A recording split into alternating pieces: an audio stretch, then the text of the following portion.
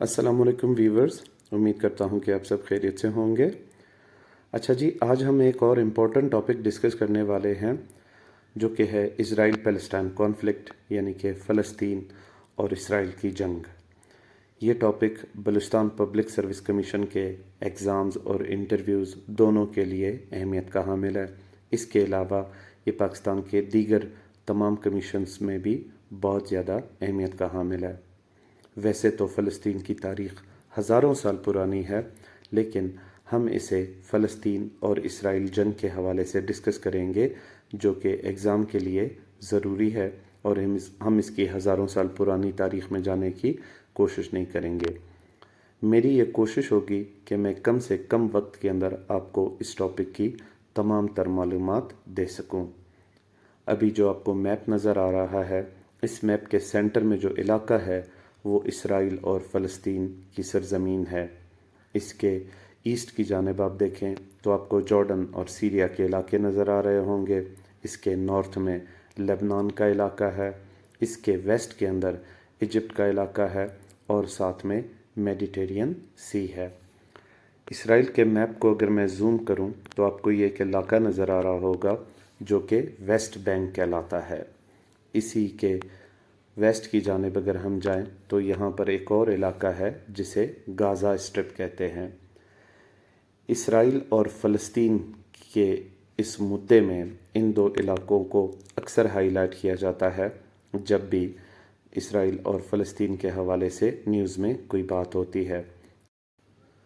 اچھا جی، میپ کے علاوہ میں آپ کو فلسطین کی تھوڑی بہت تاریخ بھی بتا دیتا ہوں اور فلسطین کی اہمیت بھی بتا دیتا ہوں کہ آخر فلسطین کا علاقہ مسلمانوں، یہودیوں اور عیسائیوں کے لیے اتنا اہم کیوں ہے۔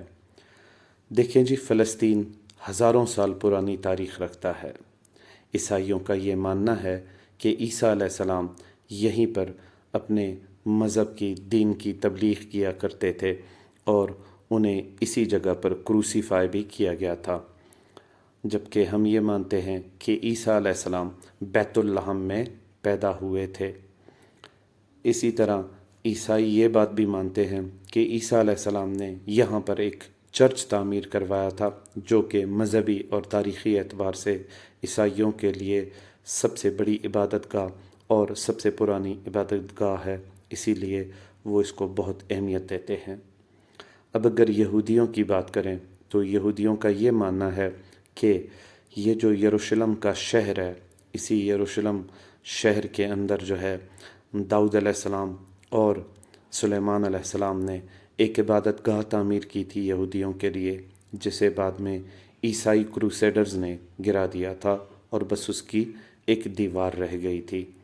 ابھی آپ کو یہ جو ویسٹرن وال یا پھر ویلنگ وال کا جو ٹیگ نظر آ رہا ہے، یہ وہ دیوار ہے جسے یہودی بہت مقدس سمجھتے ہیں اور اسی کے سامنے کھڑے ہو کر وہ اپنی عبادات کرتے ہیں۔ اب اگر ہم اپنی مسلمانوں کی بات کریں تو ہمارے لیے بھی فلسطین کا شہر بہت مقدس ہے۔ یہ ہمارے انبیاء کرام کی سرزمین ہے۔ اسی شہر فلسطین کے اندر جو شہر ہے یروشلم، اس کے اندر جو اولڈ سٹی کا علاقہ ہے، اس کے اندر ہمارے مقدس مقامات ہیں، جن میں ایک مقدس مقام ڈوم آف دا راک ہے جو کہ آپ کو اس تصویر میں نظر آ رہا ہوگا۔ یہ گولڈن گنبد جو ہے اسے ڈوم آف دا راک کہتے ہیں۔ ہمارا یہ ماننا ہے کہ ہمارے جو آخری نبی تھے، نبی آخر الزماں محمد صلی اللہ علیہ وآلہ وسلم، اسی جگہ سے معراج کے سفر پر گئے تھے۔ پہلے وہ مکہ سے جو ہے فلسطین تک اسرا کے سفر پر آئے، پھر یہاں سے براق پر سوار ہو کر وہ جو ہے آسمانوں کی طرف سفر پر نکل گئے۔ تو یہ جگہ ہمارے لیے بہت اہمیت کی حامل ہے۔ اسی کے ساتھ اگر آپ دیکھیں، آپ کو الاقصی ماسک کا ٹیگ نظر آ رہا ہوگا، جسے ہم مسجد اقصی یا اور قبلہ اول بھی کہتے ہیں۔ یہ ہمارا سب سے پہلا قبلہ تھا۔ جب تک خانہ کعبہ کو قبلہ ڈکلیئر نہیں کیا گیا تھا اللہ تعالیٰ کی جانب سے، تب تک ہمارے جتنے مسلمان تھے وہ اسی مسجد کی طرف منہ کر کے نماز پڑھا کرتے تھے۔ اور پھر جب نبی اکرم صلی اللہ علیہ وآلہ وسلم معراج پر جا رہے تھے تو معراج پر جانے سے پہلے اسی جگہ پر رسول اللہ صلی اللہ علیہ وآلہ وسلم نے انبیاء کرام کو نماز پڑھائی تھی اور جبرائیل علیہ السلام نے یہاں پر اذان دی تھی۔ تو ہمارے لیے فلسطین کا علاقہ، یروشلم کا علاقہ، اور پھر اس کے اندر یہ جو اولڈ سٹی کا علاقہ ہے جہاں پر یہ تمام ہولی سائٹس موجود ہیں، ہمارے لیے بے حد اہمیت کا حامل ہے، تاریخی لحاظ سے بھی اور مذہبی دینی لحاظ سے بھی۔ تو یہ چھوٹی موٹی سی ایک تاریخ تھی فلسطین اور فلسطین کے شہر یروشلم کی، جو یہ بتاتی ہے کہ یہ علاقہ کیوں عیسائیوں، یہودیوں اور مسلمانوں کے لیے اہمیت کا حامل ہے۔ ابھی جو آپ کو تصویر نظر آ رہی ہے اور اس تصویر کے اندر جو دیوار نظر آ رہی ہے، اسے ویسٹرن وال کہتے ہیں۔ یہودیوں کا یہ ماننا ہے کہ یہ اس عبادت گاہ کی دیوار ہے جسے داؤد علیہ السلام اور ان کے بیٹے سلیمان علیہ السلام نے تعمیر کروایا تھا، جسے بعد میں عیسائیوں نے گرا دیا تھا۔ عیسائی کروسیڈرز نے جب حملہ کیا فلسطین اور یروشلم کے اوپر، تو اس عبادت گاہ کو گرا دیا گیا، بس اس کی یہ ایک دیوار رہ گئی۔ یہ یہودیوں کے لیے بہت زیادہ مقدس ہے۔ یہودی اس پہ ہاتھ رکھ کر گڑ گڑا کر روتے ہیں، دعائیں مانگتے ہیں اور پرچیاں لکھ کر اس دیوار کی دراڑوں کے اندر ڈالتے ہیں، اور وہ یہ مانتے ہیں کہ یہاں پر جو بھی دعا وہ مانگیں گے، جو پرچی ڈالیں گے، وہ دعا قبول ہوگی، اور اسی کی جانب رخ کر کے وہ اپنی تمام عبادات کرتے ہیں۔ تو یہ ویسٹرن وال کی تصویر ہے، اسی کو ویلنگ وال کہتے ہیں۔ یہ یہودیوں کے لیے بہت زیادہ اہمیت کی حامل ہے اور یہ مسجد اقصی کے بالکل قریب واقع ہے۔ اب ہم اپنے مین ایشو کی بات کرتے ہیں کہ یہ پیلسٹائن کا ایشو ایکچولی ہے کیا۔ دیکھیں جی، اسرائیل تو ابھی بنا ہے، ایک جبری بنایا گیا ملک ہے، لیکن فلسطین ہزاروں سال پرانا ہے۔ فلسطین کی جو سرزمین ہے، یہ اسرائیل بننے سے پہلے یہ خلافت عثمانیہ کا حصہ تھی۔ خلافت عثمانیہ، جسے اوٹومن امپائر کہتے ہیں، مسلمانوں کی آخری خلافت تھی جو کہ جنگ عظیم اول کے بعد ختم کر دی گئی۔ خلافت عثمانیہ فلسطین کے اوپر حکومت کرتا تھا، اور یہ خلافت عثمانیہ کی ملکیت ہوا کرتی تھی، اور اس کے ساتھ ساتھ بہت سے عرب کے علاقے بھی خلافت عثمانیہ کی ملکیت تھے اور اسی کی ٹیریٹری میں کاؤنٹ ہوتے تھے۔ کہا جاتا ہے کہ 18ویں اور 19ویں صدی کے اندر نیشنلزم کے کچھ موومنٹس شروع ہوئے، جن میں German nationalism, Italian nationalism, French nationalism جیسے موومنٹس مشہور ہوئے، اور ان لوگوں نے خود کو جرمن، اٹالین اور فرینچ کہنا شروع کر دیا، اور اپنے علاقوں کو بھی اپنے نیشنلزم کے نام سے منسوب کر لیا۔ اسی دوران ایک آسٹرو ہنگیرین جرنلسٹ تھے، تھیوڈور ہیرزل۔ انہوں نے اپنے ایک کتاب کے اندر ایک پولیٹیکل موومنٹ، ایک نیشنلزم کے موومنٹ کی بنیاد رکھی، جسے انہوں نے زائونزم یا پھر زائونسٹ موومنٹ کا نام دیا۔ یہ موومنٹ یہ تھا کہ جس طرح جرمنز کا اپنا ملک ہے، اٹالینز کا اپنا ملک ہے، فرینچ لوگوں کا اپنا ملک ہے، اسی طرح یہودیوں کا بھی اپنا ایک ملک ہونا چاہیے، ان کی بھی ایک سرزمین ہونی چاہیے جہاں پر وہ آرام سے رہ سکیں اور ان کا قتل و غارت نہ کیا جائے۔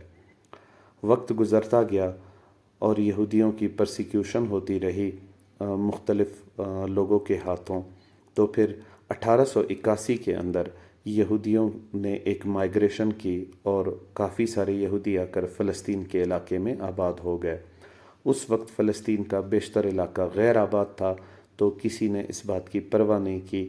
یہودیوں نے آ کر وہاں پر جو عرب رہتے تھے ان سے زمینیں خریدی، یا وہاں پر ایسی زمینیں تھیں جن کے عرب مالکان باہر رہتے تھے، ان سے زمینیں خرید کر وہاں پر اپنی جائیدادیں قائم کی اور وہیں پر زندگی بسر کرنا شروع کر دی۔ پھر وقت گزرتا چلا گیا اور 1914 کے اندر ایک بڑی جنگ ہوئی جسے دنیا جنگ عظیم اول اور ورلڈ وار 1 کے نام سے جانتی ہے۔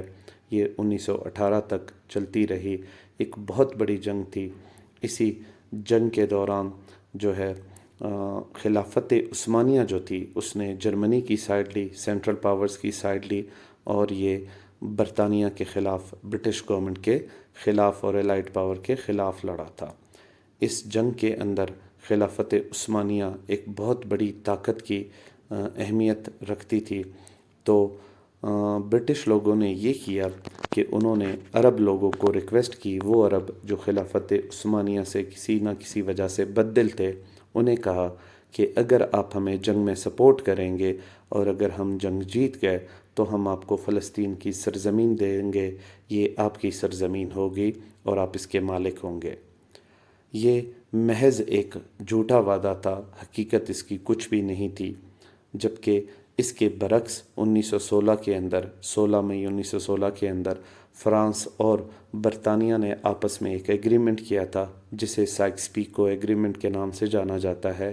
اس ایگریمنٹ کے اندر برطانیہ اور فرانس نے یہ رضامندی ظاہر کی کہ جب وہ جنگ جیتیں گے تو وہ خلافت عثمانیہ کے علاقوں کو آپس میں بانٹ لیں گے، اور اسی طرح ہوا۔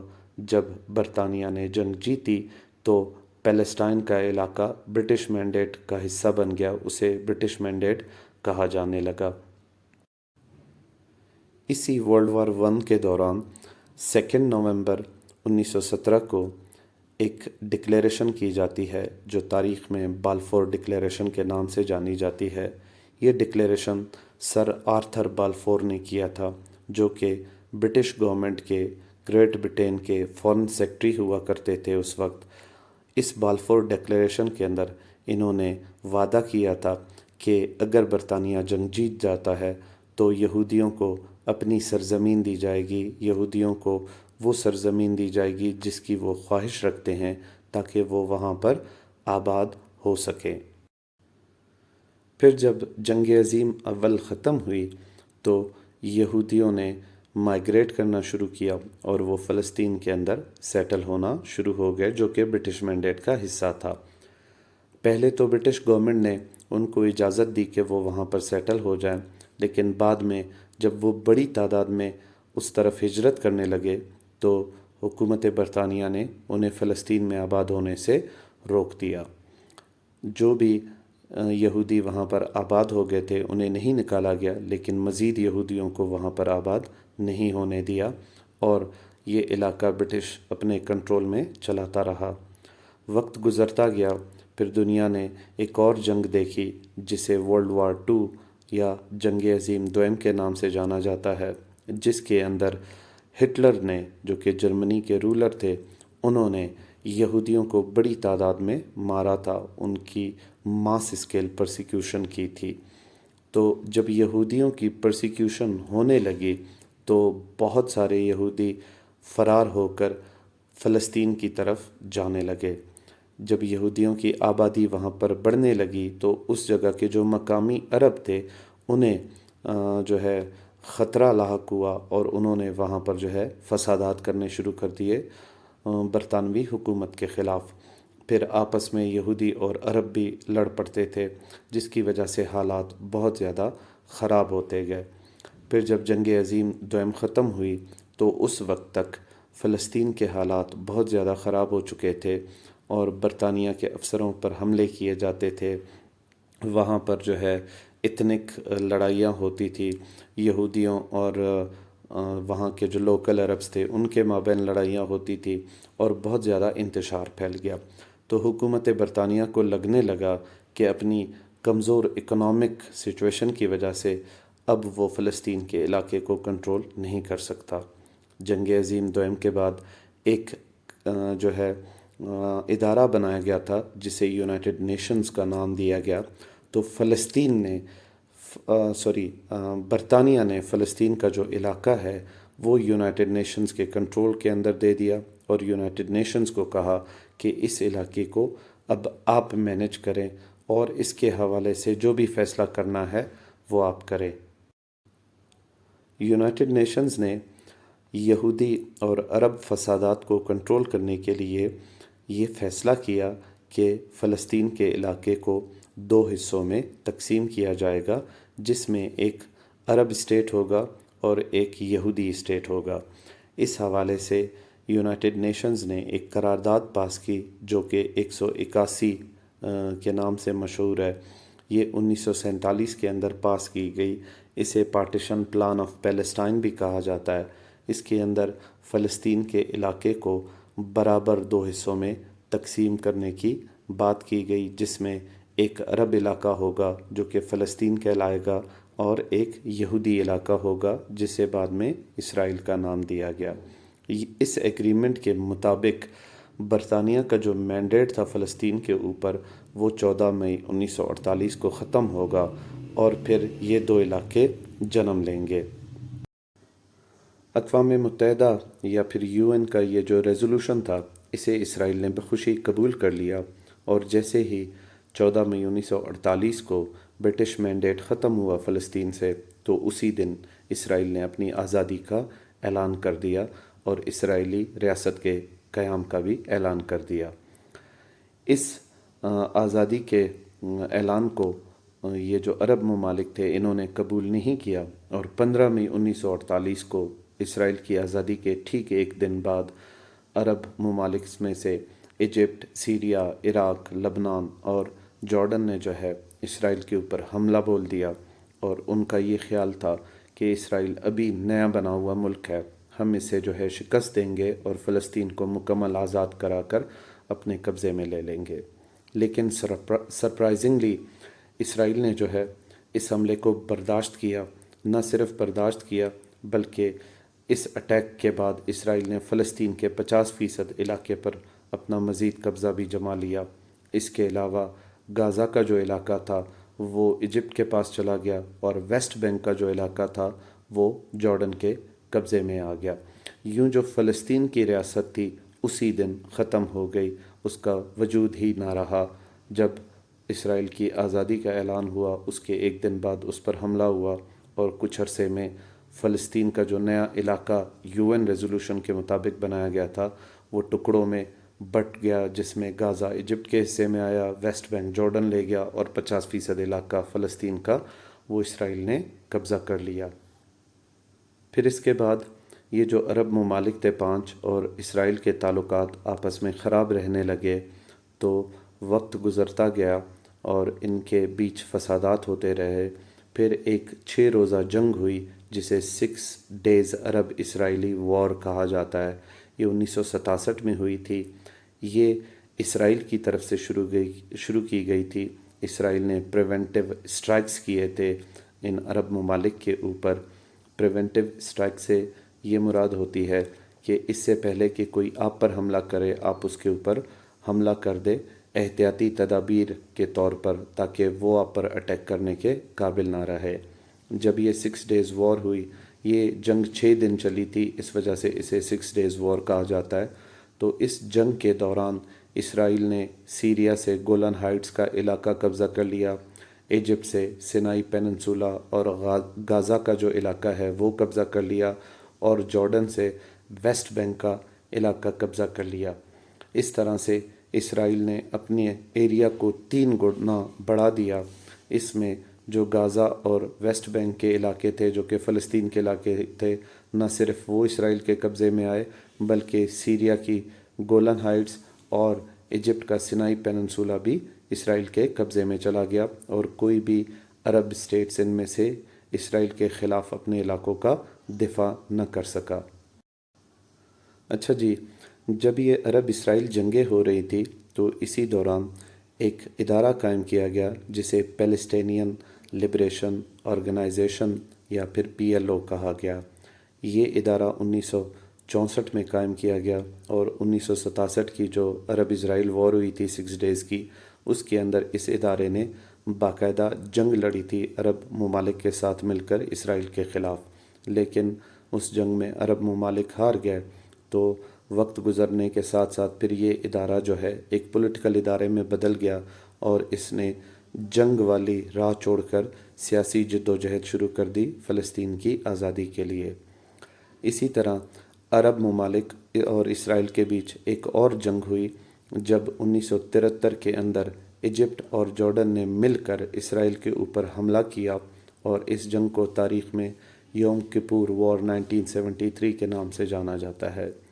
یوم کپور ایک تہوار ہوتا ہے یہودیوں کا، جیسے ہماری مسلمانوں کی عید ہوتی ہے، تو یہودیوں کا ایک یوم کپور نام کا تہوار ہوتا ہے، اس دن تہوار منایا جا رہا تھا جب ایجپٹ اور جارڈن نے جو ہے اسرائیل کے اوپر حملہ کیا۔ ان کا یہ خیال تھا کہ وہ اسرائیل کو شکست دے کر اپنے علاقے واپس لے لیں گے، لیکن وہ ایسا نہ کر سکے اور اسرائیل اس حملے میں بھی خود کو بچانے میں کامیاب ہو گیا۔ پھر 1978 کے اندر جو ہے کیمپ ڈیوڈ ایکارڈز ہوئے تھے، جس میں ایجپٹ نے اسرائیل کو تسلیم کر لیا اور اسرائیل نے اس کے بدلے میں سینائی پیننسولا ایجپٹ کو واپس کر دیا، لیکن غازہ کا جو علاقہ تھا جس پر ایجپٹ نے پہلے قبضہ کیا تھا اور اسے 6 ڈیز وار میں اسرائیل نے دوبارہ جیت لیا، وہ ایجپٹ کے حوالے نہیں کیا، اسے اپنے قبضے میں رکھا اسرائیل نے۔ اسی طرح پھر وقت گزرتا گیا تو یہ جو کیمپ ڈیوڈ اکارڈ کے حوالے سے ایجپشن پرائم منسٹر انور سادات، جنہوں نے یہ کیمپ ڈیوڈ اکارڈ سائن کیا تھا، جنہوں نے اسرائیل کو تسلیم کیا تھا، انہیں قتل کر دیا گیا 6 اکتوبر 1981 کو۔ پھر وقت گزرنے کے ساتھ ساتھ جتنے بھی بقایا عرب اسٹیٹس تھے جو اسرائیل کے ساتھ جنگ لڑتے آ رہے تھے، ایک ایک کر کے انہوں نے اسرائیل کو تسلیم کرنا شروع کر دیا۔ پھر 1987 کے اندر ایک اور ادارہ قائم کیا گیا جسے حماس کہا جاتا ہے۔ حماس کو قائم کرنے کا مقصد یہ تھا کہ باقاعدہ آرمڈ اسٹرگل کیا جائے فلسطین کو اسرائیل سے آزاد کرانے کے لیے۔ پی ایل او چونکہ پولیٹیکل اسٹرگل میں چلی گئی تھی تو حماس کو یہ اچھا نہیں لگ رہا تھا، اس لیے پھر جب حماس بنی تو حماس نے جو ہے پی ایل او کے پولیٹیکل اسٹرگل کے خلاف باقاعدہ اسرائیل کے خلاف جنگ لڑنے کے لیے اسٹرگل کرنا شروع کر دیا اور بزور بازو فلسطین کو اسرائیل سے آزاد کرانے کی کوشش شروع کر دی۔ اچھا جی، یہ عرب اسرائیل جو جنگیں ہوئی، ان کے نتیجے میں فلسطین تو آزاد نہ ہو سکا، بلکہ فلسطین کا جو علاقہ اقوام متحدہ کی قرارداد کے تحت بننا تھا، وہ پورے کا پورا اسرائیل کے قبضے میں چلا گیا۔ اسی طرح وقت گزرتا گیا، حماس نے اپنی جو ہے آرمڈ اسٹرگل جاری رکھی اور پی ایل او نے جو ہے اپنی پولیٹیکل اسٹرگل جاری رکھی فلسطین کو آزاد کرانے کے لیے۔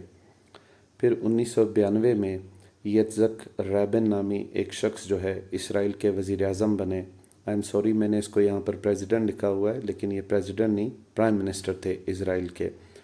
یہ ایک ماڈریٹ سے بندے تھے، لبرل سے بندے تھے۔ جب یہ اسرائیل کے وزیر اعظم بنے تو انہوں نے جو ہے یہ بات کہی کہ فلسطین کے جو لوگ ہیں یہ دہشت گرد نہیں ہیں، پی ایل او ایک دہشت گرد آرگنائزیشن نہیں ہے، یہ بس اپنا حق مانگتے ہیں، یہ بس اپنا وطن مانگتے ہیں اور ہمیں ان کو ان کا وطن دے دینا چاہیے۔ پھر ان کی کوششوں سے اوسلو اکارڈز ہوئے تھے، تو ان اوسلو اکارڈز کے اندر یہ جو یتزک رابن صاحب ہیں، اسرائیل کے جو وزیر اعظم تھے، انہوں نے پی ایل او کو باقاعدہ ایک پولیٹیکل آرگنائزیشن کے طور پر جو ہے ریکگنائز کیا اور پی ایل او نے بدلے میں اسرائیل کو تسلیم کر لیا۔ یہاں پر یہ فیصلہ کیا گیا کہ ایک پیلسٹینین اتھارٹی بنائی جائے گی جو کہ فلسطین کے اندر حکومت کرے گی۔ فلسطین سے ان کی مراد ویسٹ بینک اور غازہ اسٹرپ تھا۔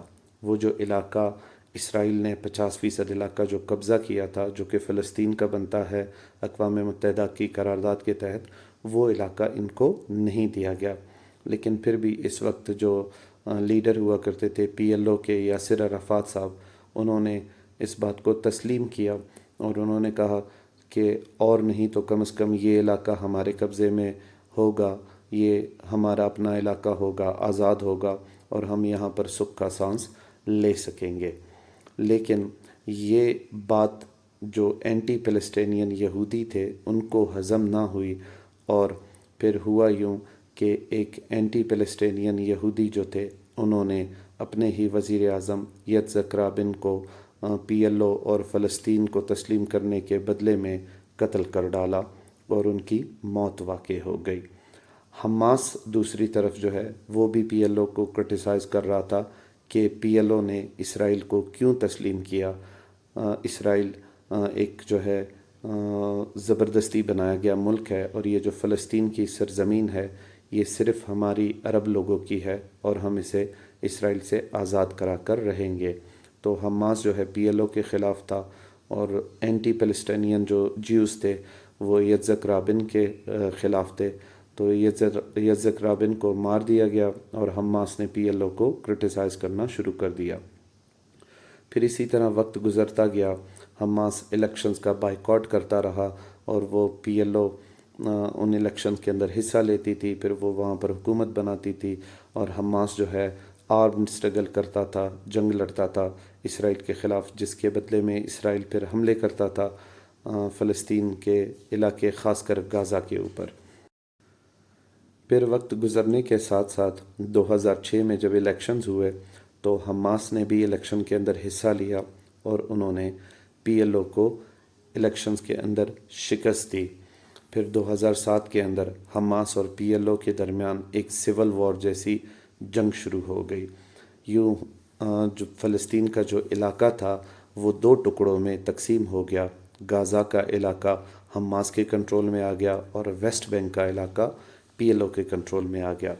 اب جو موجودہ سچویشن ہے اس کے اندر غازہ جو ہے حماس کے کنٹرول میں ہے، اور حماس وہاں سے آپریٹ کرتا ہے، اور جو ویسٹ بینک کا علاقہ ہے وہ PLO یعنی کہ پیلسٹینین لبریشن آرگنائزیشن کے قبضے میں ہے، اور وہ ان کے کنٹرول میں ہے، اور وہاں پر ان کی حکومت ہے۔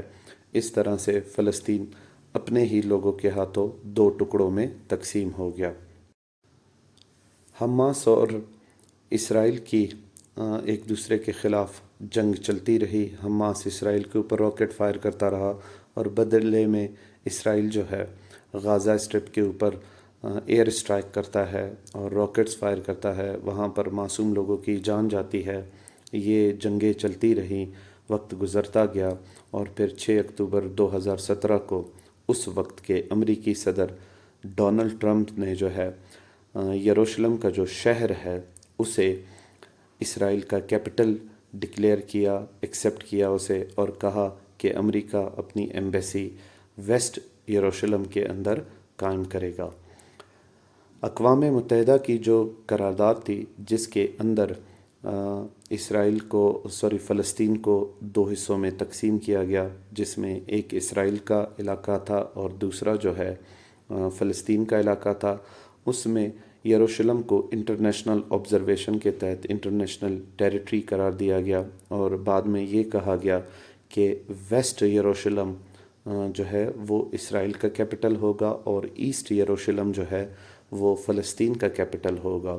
اب اسرائیل کو یہ چیز منظور نہیں ہے، کیونکہ اولڈ سٹی کا جو علاقہ ہے جہاں پر تمام تر مقدس مقامات واقع ہیں وہ ایسٹ یروشلم کے اندر آتے ہیں، اور اسرائیل چاہتا ہے کہ پورے کا پورا یروشلم اس کا ہو۔ یروشلم کے اوپر قبضہ بھی اسرائیل کا ہے، اسرائیل کی جتنی حکومت ہے، جو سرکار ہے، پارلیمنٹ ہے جسے کینسٹ کہا جاتا ہے، وہ بھی یروشلم کے اندر ہے، اور اسرائیل بار بار دنیا کے ممالک کو ریکویسٹ کرتا ہے کہ وہ اپنی ایمبیسیز کو جو ہے، جتنی بھی ایمبیسیز ہیں جو دیگر ممالک نے اسرائیل کے اندر کھولی ہیں، اسرائیل کے علاقے تل ابیب میں انہوں نے کھولی ہیں جسے وہ اسرائیل کا کیپٹل مانتے ہیں، اسرائیل انہیں ریکویسٹ کرتا ہے کہ وہ اپنی ایمبیسیز کو یروشلم کے اندر شفٹ کریں اور یروشلم کو اسرائیل کا کیپٹل مان لیں، لیکن عالمی دنیا ایسا نہیں کرتی۔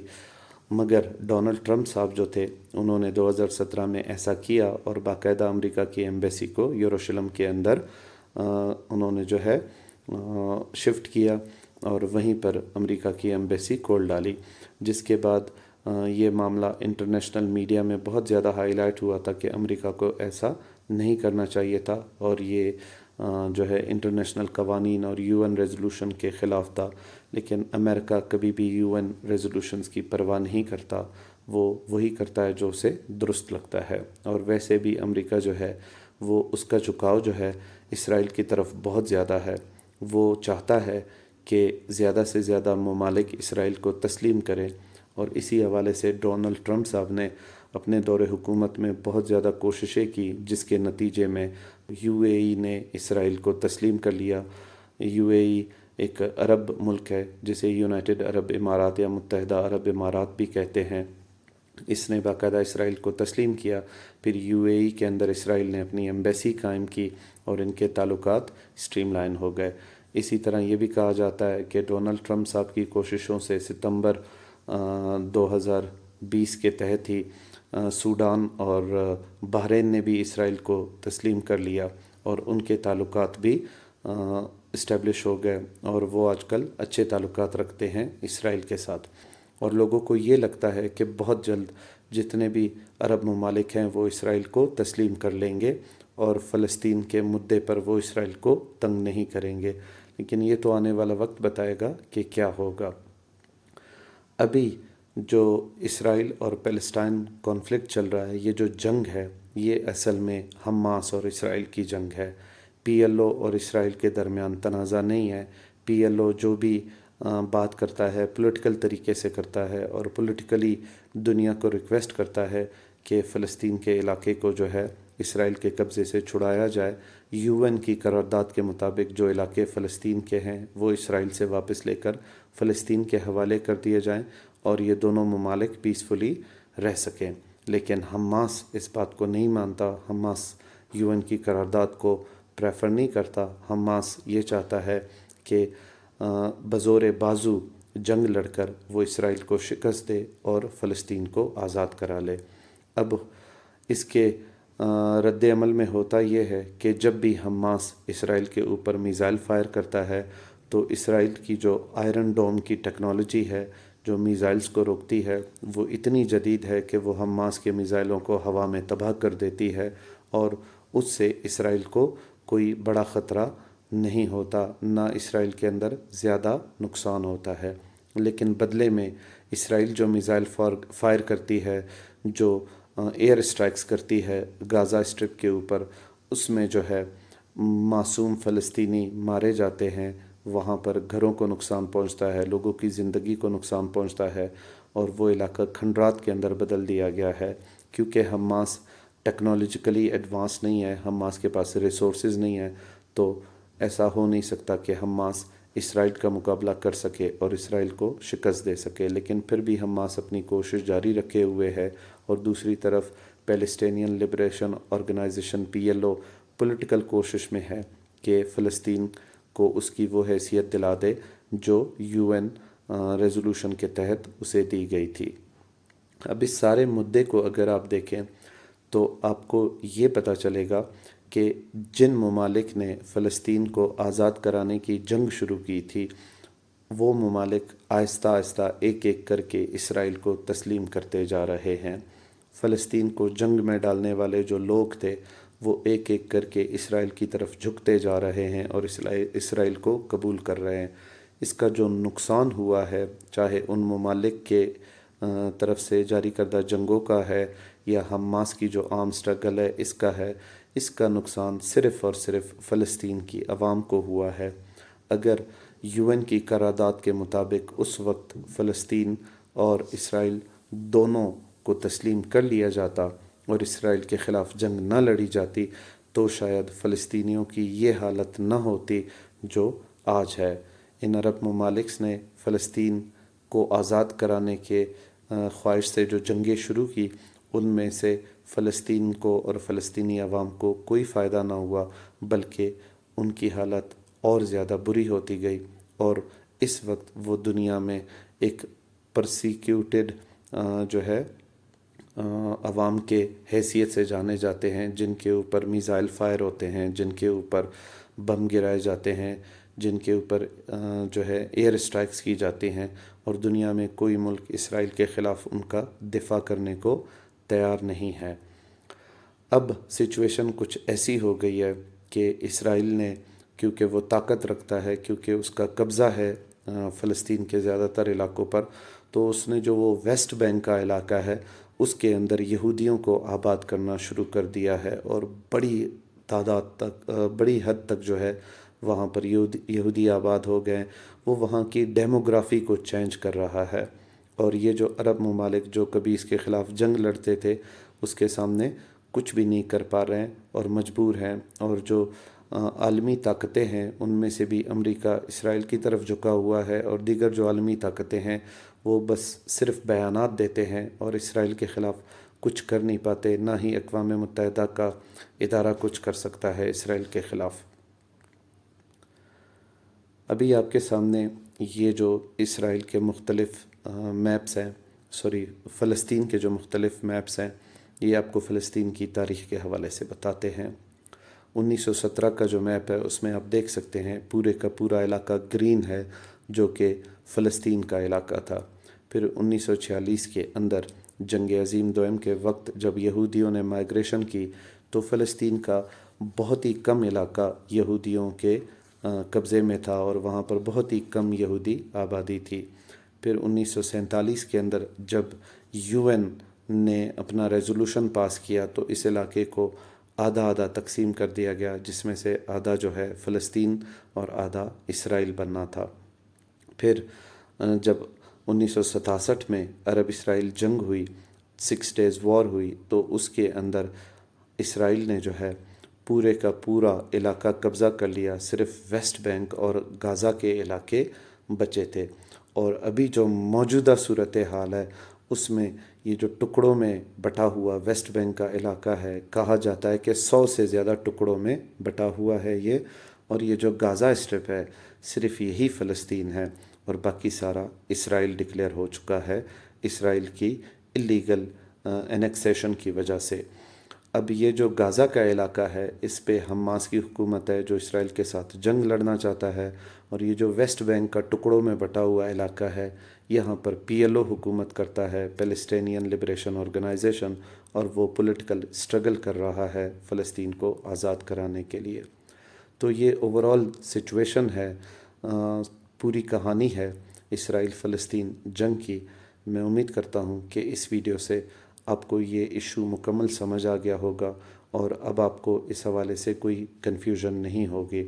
ابھی بھی جو جنگیں ہوتی ہیں وہ موسٹلی حماس جب حملہ کرتا ہے اسرائیل کے خلاف، راکٹس فائر کرتا ہے، تو انہیں اسرائیل کا آئرن ڈوم جو ہے انٹرسپٹ کر لیتا ہے اور پھر اس کے بدلے میں غازہ اسٹرپ کے اوپر جو ہے بمباری شروع کر دیتا ہے اسرائیل، میزائل بھی مارتا ہے، ایئر اسٹرائکس بھی کرتا ہے، جس کے بعد پھر کیجولٹیز ہوتی ہیں اور معصوم فلسطینی مارے جاتے ہیں۔